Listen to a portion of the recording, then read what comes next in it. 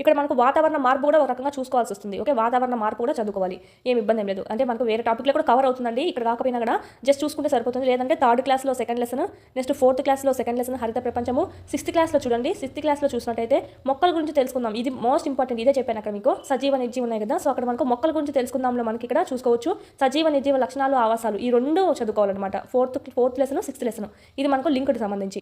ఇది మన టెక్స్ట్ బుక్లో ఎక్కడ ఉంది అని దానికి సంబంధించి సిక్స్త్ సైన్స్ వరకు చూసుకున్నాము. సెవెంత్ సైన్స్ చూసినట్టయితే మొక్కల్లో పోషణ. ఓకే, మొక్కల్లో పోషణ ఇక్కడ మనకి భూచరాలు జలచరాలు ఇచ్చారు కదండి, ఇవన్నీ మీకు ఎడారి మొక్కలు ఇవన్నీ ఉన్నాయి. ఇవన్నీ మనకు పేరు టాపిక్ లేకపోయినా ఈ లెసన్స్ ఉన్నాయి చూడండి, లెసన్స్. ఈ లెసన్స్లో మనకి మధ్యలో రావడం అనేది జరుగుతుంది టాపిక్స్. ఆ లెక్క మీకు ఇక్కడ చూసుకోవాల్సి వస్తుంది, లెసన్ మొత్తం చూసుకోవాలి. సెవెంత్లో అయితే ఫస్ట్ లెసన్ చూసుకోవాలి, ఇది మళ్ళీ సపరేట్ వస్తుంది, చూసుకుందాము. ఇది కూడా మనకు చూసుకోవచ్చు సపరేట్, మళ్ళీ ఇంకొక సబ్ టాపిక్ కింద కూడా చూసుకుంటాం ఇది. సో ఇదే మనకి సెవెంత్లో అయితే మనకు ఫస్ట్ లెసన్ మొక్కల్లో పోషణ అనేది చూసుకోవచ్చు. మొక్కలలో ప్రత్యుత్పత్తి